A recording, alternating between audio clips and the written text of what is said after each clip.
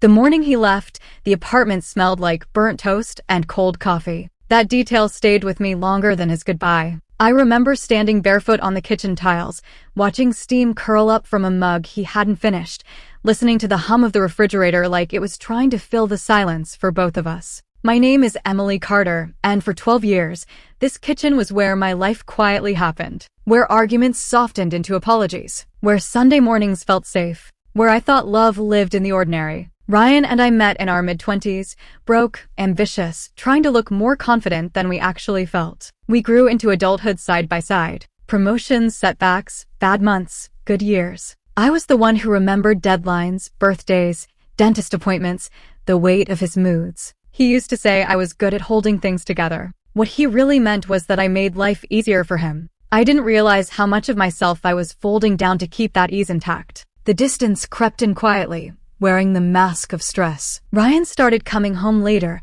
eyes glued to his phone, laughing at messages he never shared. When I asked how his day was, he answered like it was a chore. He didn't yell, didn't accuse, didn't fight. He avoided. Emotional cowardice looks polite on the surface. It looks like sighs instead of honesty, silence instead of confrontation. Once, when I told him I felt something slipping between us, he smiled that tired smile and said, "You're reading too much into it, Em." Overthinking. That word became his shield. Overthinking is what people call intuition when they don't want to face it. Claire entered his life before she entered mine. I didn't know her name at first, only the way his posture changed when he talked about work. She was younger, yes, but not in the cartoonish way people imagine. She wasn't loud or reckless. She had this calm confidence, the kind that comes from not having been disappointed yet. I noticed it the first time I saw her profile picture by accident, when Ryan left his laptop open on the couch. She smiled with her head slightly tilted,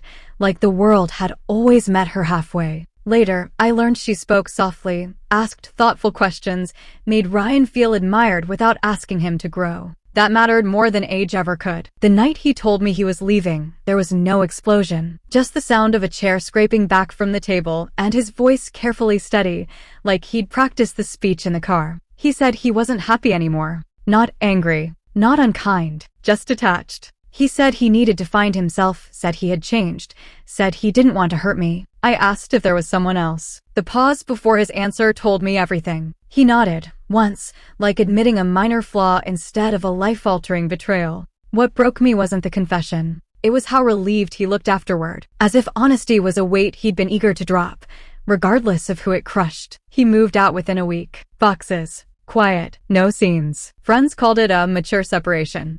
There was nothing mature about waking up alone in a bed that still smelled like him, about reaching for a phone I'd promised myself not to touch. I cried at night and functioned on autopilot during the day.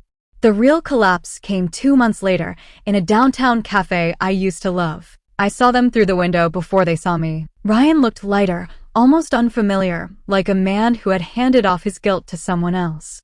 Claire leaned in as she laughed, fingers brushing his arm without hesitation. She didn't look cruel. She looked certain, and that certainty hurt more than hatred ever could. I went home, sat on the floor, and stared at the wall until the sun went down. That was the moment I realized I hadn't just lost a husband. I had lost my position in my own life. For weeks after that, I disappeared in small ways. Missed calls.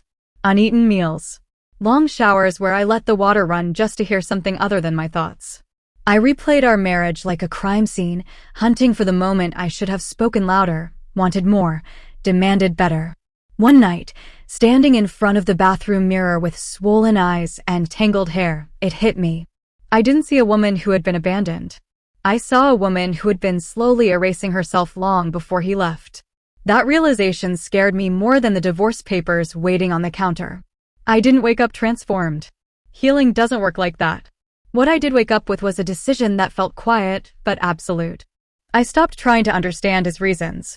I blocked Ryan's number, not because I hated him, but because every unanswered message felt like reopening a wound I was trying to close. The guilt hit me harder than I expected. Blocking someone you loved feels cruel, even when it's necessary. Some nights, I stared at my phone, wondering if self-respect was supposed to feel this lonely. I deleted social media because watching their curated happiness was wrecking me. I promised myself 90 days. 90 days to sit in the discomfort without numbing it, to face the parts of myself I'd neglected. I admitted truths I'd avoided for years. That I had postponed my own ambitions to keep the peace. That I once wanted to build something of my own, a consulting firm I'd mapped out on a laptop that now collected dust. That stability had become an excuse for smallness.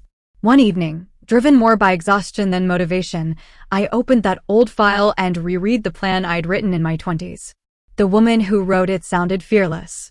Meeting her again felt like a challenge. I started rebuilding quietly. Early mornings when the city was still half asleep. Long walks where I let my thoughts run until they softened. Therapy sessions where I finally said things out loud instead of swallowing them. I enrolled in a certification course I'd talked myself out of for years. I joined a gym, not to chase revenge bodies or approval, but to feel present in my own skin again. Some days I cried in the locker room without knowing why. Other days, I felt strong just for showing up. The silence Ryan left behind slowly stopped feeling like abandonment and started feeling like space. Space to think. Space to grow. Space to become honest with myself.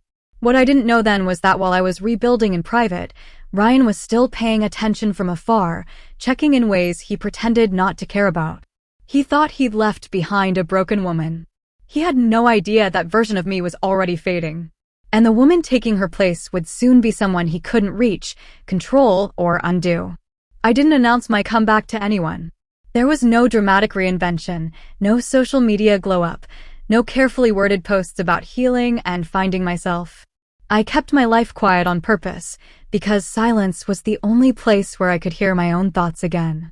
The days after Ryan left didn't improve in a straight line. Some mornings I woke up grounded, focused, almost steady in a way that surprised me. Other mornings felt heavy before I even opened my eyes, like my body remembered a loss my mind was trying to move past. Healing didn't cancel the damage. It lived alongside it, messy and unresolved. The hardest part wasn't missing him.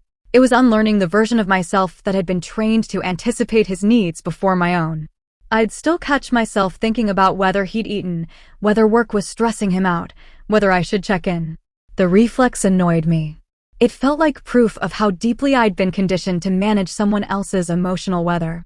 Breaking that habit felt lonelier than I expected.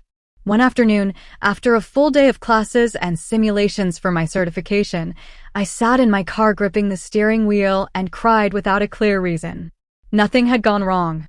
In fact, things were technically going right. That scared me. It made me realize how much of my identity had been built around being needed, not being fulfilled. Growth didn't replace grief. They shared space, bumping into each other when I least expected it.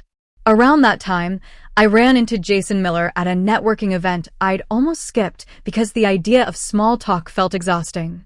Jason was someone I'd worked with years ago, observant without being invasive, the kind of person who noticed shifts rather than surfaces. He didn't ask what happened between Ryan and me. He just looked at me for a second longer than polite and said I seemed different. Sharper. Not happier, not lighter, just more present. Like you've been cut by something, he said carefully and didn't bleed out. It wasn't comfort. It was recognition. That mattered more. Opportunities didn't fall into my lap after that, and I'm careful about saying they did. What happened was slower and more fragile. A short-term consulting project turned into a longer contract, not because I impressed anyone with confidence, but because I showed up prepared when others didn't. One recommendation led to another. Late nights became normal, not out of desperation, but focus. There was a calm intensity to my work, the kind that doesn't announce itself. Still, the risk felt real. I was building something without a safety net for the first time, and some nights the fear crept in quietly. If this failed, there would be no one to fall back on. No shared income. No emotional cushion. Just me. That realization didn't paralyze me. It sharpened me. Ryan's presence hadn't disappeared entirely. Mutual friends mentioned him cautiously, like his name carried static. I learned, in fragments, that his new life hadn't settled the way he'd expected. He and Claire were still together, but the urgency of their beginning had cooled into something strained. He'd moved apartments, changed routines, bought new furniture, like rearranging his environment could quiet his conscience. I heard he'd been asking about me, casually, indirectly, pretending curiosity was concern. One night, Against my better judgment, I unblocked his number just to see if I could do it without shaking. The last message he'd sent months ago waited there, asking if we could talk sometime, like adults. I stared at it longer than I should have. Blocking someone you loved feels cruel, even when it's necessary. For a moment, guilt whispered that maybe I owed him closure. Then I remembered how alone I'd felt standing in that kitchen, and I locked the screen. Not today. Choosing yourself often looks like coldness to people who benefited from your silence. Claire crossed my mind more than I expected, not with jealousy, but clarity. I wondered if she knew she'd stepped into something unfinished, or if she only saw the edited version of Ryan he'd presented to her. She wasn't a villain. She was simply standing in a place that still held echoes. People like her don't steal partners. They inherit unresolved damage.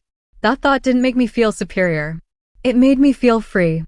One night, after finishing a proposal that would later become pivotal to my career, I noticed something unsettling. I wasn't angry anymore. The heat that had fueled my early progress had cooled into something steadier and more dangerous. Indifference. Rage keeps you tethered. Indifference cuts the cord. I started sleeping through the night, eating without forcing myself, laughing at things that had nothing to do with my past. Friends said I carried myself differently, like I wasn't waiting for something anymore. What they didn't see were the moments the past still tested me. Like the afternoon I ran into Ryan outside a grocery store, no warning, no mental preparation. He looked surprised, then unsure, then briefly exposed, like someone who hadn't rehearsed this version of the encounter. "Emily," he said, carefully, as if my name might bruise him. I smiled, polite but neutral. Not cold. Not warm. We exchanged a few sentences about nothing. Work. Weather. He mentioned Claire, casually, like saying her name would ground him. I nodded, genuinely uninterested. As I walked away, I felt his eyes follow me, searching for something familiar that wasn't there anymore. That night, lying in bed, I didn't replay the conversation. I analyzed my reaction. There had been no rush, no ache, no need to prove anything. Just calm. That was when I understood the shift had already happened. I was no longer reacting to him. And when he finally realized what that meant, when the weight of it reached him fully, I knew it would be too late for explanations, apologies, or rewrites. Didn't realize my life was becoming visible until other people started reacting to it. Not applauding, not praising, just noticing in that subtle way that makes you aware you're no longer invisible. It began with small things. Emails addressed with a different tone. Meetings where my opinion wasn't treated like a suggestion, but a decision. Clients who stopped double-checking my work and started building plans around it. The consulting firm I had been quietly shaping stopped feeling theoretical and started feeling real, with deadlines that mattered and consequences that followed. That shift carried weight. There were weeks when everything balanced on a single proposal, when one wrong move could send me back to square one.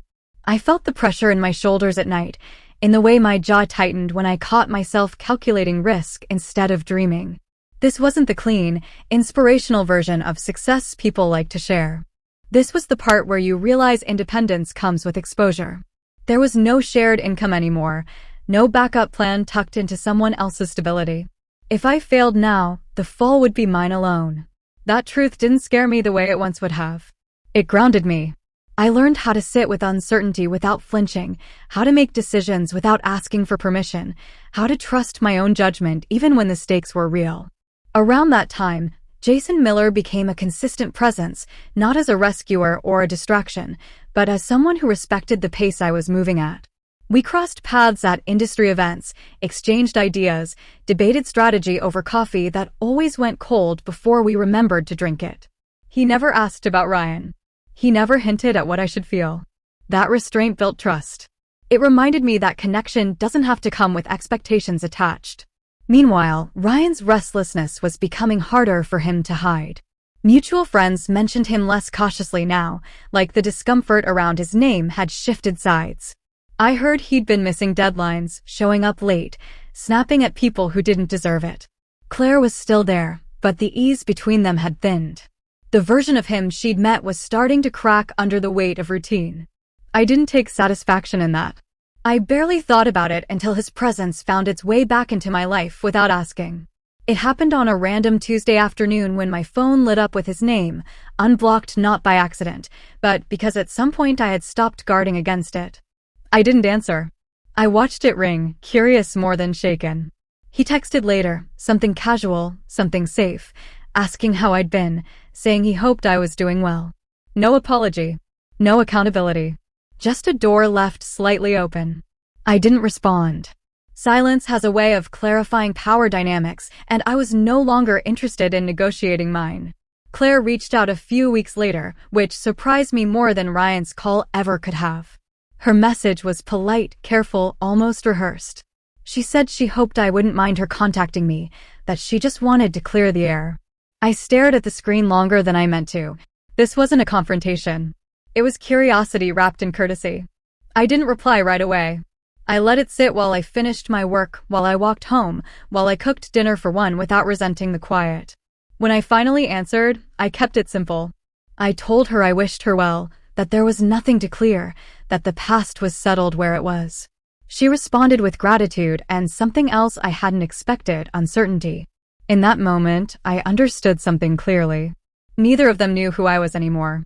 They were reacting to a version of me that no longer existed, and that gap made them uneasy. Professionally, things escalated fast after that.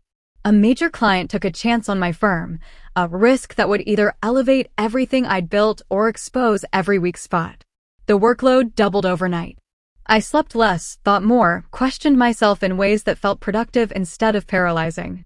I learned to say no without over-explaining, to trust silence in negotiations, to let other people underestimate me if it gave me leverage. There were moments I wanted to call someone, to share the weight of it, but each time I reached for my phone, I stopped. I wasn't lonely. I was focused. That distinction mattered. Ryan noticed the shift before I realized how public it had become. He saw it in an article that mentioned my firm, in a mutual acquaintance congratulating me too enthusiastically to ignore. His next message came faster, less composed. He said he was proud of me, that he'd always known I was capable of this, that maybe we could catch up sometime. The familiarity in his words felt misplaced, like someone using a nickname they hadn't earned in years. I didn't reply. Not because I was punishing him, but because responding would have implied access he no longer had. The absence of my reaction unsettled him more than anger ever could have. That night, as I stood in my apartment looking out over the city lights, I felt something settle into place. This wasn't revenge. It was alignment. My life was finally reflecting the parts of me I had buried to keep a marriage intact. And somewhere, I knew Ryan was beginning to understand that the woman he had left behind wasn't waiting to be rediscovered. She was moving forward, visible now, untouchable in ways he hadn't imagined yet. The first time I said it out loud, it wasn't to Ryan. Not in anger, not as a test. I was standing in my office after a long day, the city lights bleeding gold and white through the glass. The phrase slipped, soft, almost accidental, "I love you." I said it to the empty room, to the version of myself that had survived everything, that had rebuilt and outgrown the mistakes and compromises that used to define me. Saying it felt like claiming ownership of every choice, every scar, every sleepless night spent questioning my worth. It was a quiet revolution. My phone buzzed, a reminder of emails needing replies, deadlines looming. The weight of responsibility was real now, not borrowed from someone else's stability. I walked to the window, tracing the skyline with my eyes, and thought about Ryan. Not with longing, not with bitterness, just observation. He was learning, slowly, that leaving doesn't guarantee control. That people you think you shape can grow beyond your reach. That's a lesson you rarely get to teach in person. Meanwhile, my projects had escalated to levels I hadn't imagined possible. One client had invested a major campaign into my hands, stakes so high I had to be flawless, and yet creative, precise, and unpredictable. The night before the presentation, I barely slept, running simulations in my head, rehearsing contingencies, analyzing every angle. I realized the thrill wasn't in the potential success. It was in the certainty that failure would leave me exposed, naked in front of people who didn't owe me anything. That vulnerability, strangely, felt like freedom. Jason Miller checked in that morning, his coffee in hand and eyes sharp. "You're dialed in," he said, scanning my notes. "But don't let them underestimate you. It's the ones who think they have you figured out that hurt the most." His words echoed in my head long after he left. Later that week, Ryan reached out again. A simple message, almost casual. "I can't stop thinking about what you've built. Proud of you." My thumb hovered over the reply button for a heartbeat, then dropped. I didn't owe him access. The power dynamics had shifted, quietly but irrevocably. I'd grown into a space he no longer controlled. A week after, I ran into Claire at a charity event. She smiled, carefully measured. We exchanged niceties, the kind that carry more weight than words. I sensed her unease, the subtle recognition that the person she thought she knew had evolved beyond the role she imagined. That discomfort was satisfying, but not in a petty way. It was recognition that growth carries visibility, and visibility carries consequence. Ryan, somewhere in the middle of all this, was adjusting. I saw it in glimpses via mutual friends, small cracks in his confidence, micropauses when my name came up, hesitation in tone. He hadn't anticipated that leaving would demand accountability, that seeing me thrive would become a mirror reflecting his own stagnation. And I realized something. Revenge wasn't about public exposure or dramatic gestures. It was about existing in a state they couldn't control, couldn't reach, couldn't influence without effort and reflection. Real power isn't loud. It's quiet, precise, and undeniable. One evening, after closing a pitch that doubled my quarterly projections, I walked past a rooftop overlooking the city. The wind teased loose strands of hair across my face.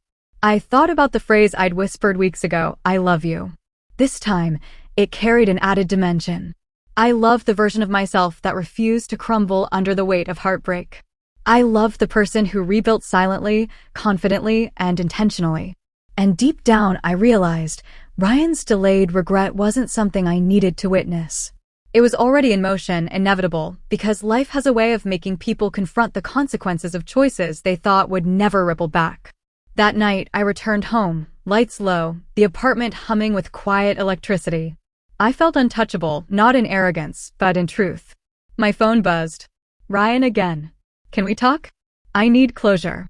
I didn't respond immediately. I put it face down and sat by the window, letting the city noise seep in. The woman who left untouched, unshaken, and unapologetically herself had arrived. And when he finally realized the depth of that, when the dissonance hit him, it would be too late for rewrites.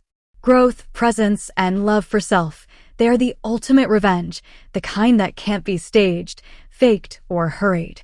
The skyline reflected the truth. I was present, visible, and alive, and that reality alone carried a force Ryan and Claire had never anticipated. The shift had gone beyond whispers and sideways glances. Emily's name now carried weight. Her projects weren't just visible. They were benchmarks, reference points in meetings where she hadn't even expected to be noticed. Colleagues adjusted, clients recalibrated, and Ryan, somewhere in the city, felt the subtle earthquake she was causing. He didn't know it yet, but the power she had cultivated quietly, deliberately, was now publicly undeniable. That morning started like any other, coffee in hand, the hum of traffic below, emails stacking up like little mini challenges. Jason Miller's voice floated in my memory. "It's the ones who think they have you figured out that hurt the most." That day, she walked into a presentation room filled with executives who had underestimated her.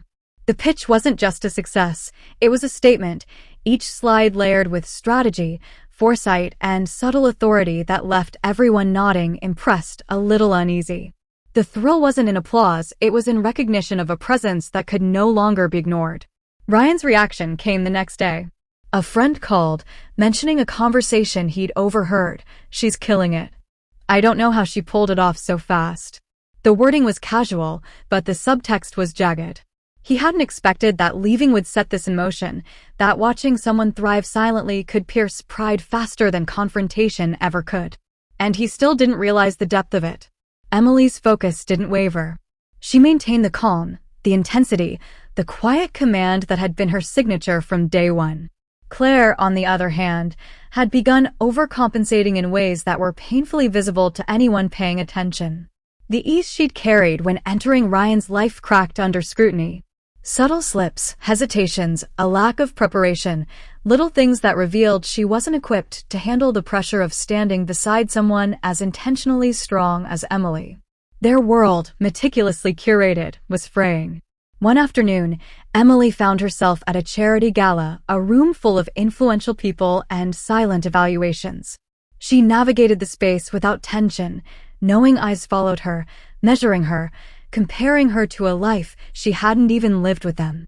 Ryan arrived unexpectedly, Claire at his side, the familiar weight of recognition mixed with visible uncertainty. Emily didn't approach. She didn't look away. She moved through the room as though they were invisible, projecting confidence that demanded attention without asking for it. Their conversations were incidental, polite, but each interaction layered with unspoken acknowledgement. She existed now in a space he couldn't control. That night, she returned home, lights low, the city sprawling below, humming with life. She pulled out her phone, saw Ryan's message, "We need to talk." "I've realized." Her thumb hovered for a moment, then she let it drop. No response. That act, simple yet deliberate, carried more weight than any confrontation ever could. The days that followed were a masterclass in controlled visibility. Her firm's success hit headlines in trade magazines. Awards, recognition, interviews, each step meticulously managed to reflect the woman she had become, untouchable, deliberate, commanding. Ryan's attempts to insert himself were polite, cautious, occasionally desperate. Each outreach was met with neutrality, measured distance. Claire's attempts were more fraught, marked by over-explaining and defensiveness, signals that she sensed, instinctively, that her role in Emily's narrative had already diminished. The thrill wasn't in seeing them unravel publicly. It was in knowing the power shift had taken root quietly, unstoppable, irreversible. Emily's own life was flourishing, yes, but the satisfaction, the revenge, the subtle reclamation of dignity and control were intertwined in a way no dramatic display could ever achieve. One evening, as she reviewed a presentation set to launch the next quarter's flagship campaign, she paused and whispered softly, almost to herself, "I love you." Not to Ryan. Not to Claire. Not even to anyone in the room.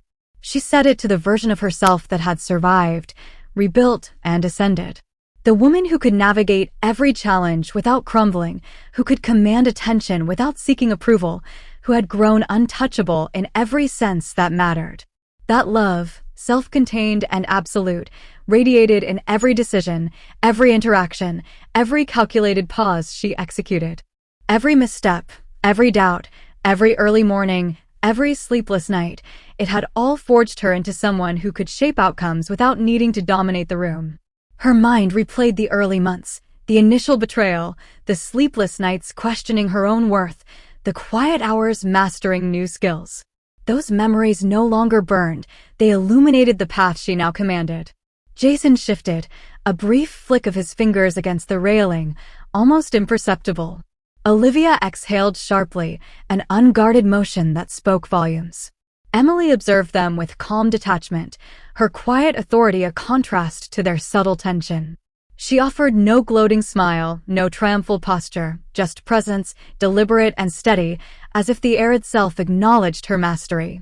Their reactions were real, human, but ultimately inconsequential to the trajectory she had forged. Rain began to fall in fine, silver threads, making the neon reflections shimmer like liquid light. Emily's mind wandered torments around the world, applying her frameworks, embracing lessons she had imparted. Every nod, every subtle affirmation, every quietly implemented strategy, her influence rippled outward, unseen yet transformational. This was legacy, not a monument of words or accolades, but a living, evolving impact on people and projects, subtly shifting tides, quietly carving canyons in the world she touched. Her own reflection caught in the terrace glass. City lights streaked across her face, gold and blue mingling like molten streams. She allowed herself a brief flicker of satisfaction, not pride, not arrogance, but the calm certainty that she had moved beyond mere survival, beyond recognition, into a state of influence that was unshakable, invisible yet eternal. Jason's lips pressed together, eyes narrowing slightly before he blinked and looked away, caught between admiration and silent reckoning. By the end of the presentation, applause was polite but charged with acknowledgement, a mixture of respect and a subtle realization. This was Emily's domain now. A space Ryan and Claire had assumed they'd occupy by proximity or entitlement was no longer theirs. After the meeting, Emily didn't gloat. She didn't confront. She didn't even glance their way. Her victory was in the work itself, in the recognition, in the subtle shift of influence that had gone unnoticed by them until it hit them like a delayed echo. Ryan's first attempt to reach her afterward was a stammered, careful text. We should talk. I get it now. I see what I lost. Emily read it, smiled faintly, then set the phone down. Closure was hers, but not at his convenience. That night, Emily hosted a small celebration with her team, a quiet gathering that reflected the life she had built intentionally, free from dependence or distraction. Jason toasted lightly to persistence and knowing who you are when the world isn't watching. The room laughed softly, the compliment subtle yet piercing, because the weight of Emily's journey carried in every gesture, every confident smile. Weeks later, Ryan and Claire's attempts to insert themselves were met with neutrality, distance, and subtle acknowledgement that their previous access was gone. Emily's firm launched a groundbreaking campaign that gained national attention, interviews that highlighted her leadership without need for embellishment, and recognition that wasn't earned through drama, but through relentless focus and quiet intelligence. And then came the moment, unplanned, unforced. A charity gala where their paths crossed again. This time, there were cameras, press, mutual acquaintances observing dynamics, and the air vibrated with anticipation. Emily moved through the room as if she owned it, not in arrogance, but in truth. Ryan attempted a conversation, his opening polite, cautious. Emily's response was calm, precise, neutral. Claire attempted to interject, faltering under Emily's unwavering presence. Without a word, without confrontation, the power shift was evident to all around. She didn't need to speak the word revenge for it to resonate. Every look, every posture, every choice radiated autonomy and invincibility. Alone later that night, Emily whispered again, softly, to herself, I love you. This time, it was a summation of the journey, self-love, recognition of her resilience, acknowledgement of her power, and closure on every moment she had endured. The skyline outside her apartment reflected the magnitude of her transformation, untouchable, deliberate, confident, visible in ways that mattered, untethered from the past yet fully owning its lessons. Ryan's regret had become inevitable, Claire's unease permanent. But Emily's triumph wasn't measured by their fall. It was measured by the fullness of her own life, her choices, her growth. The narrative was hers now, unassailable and complete. She leaned back, the hum of the city below mixing with her own steady heartbeat.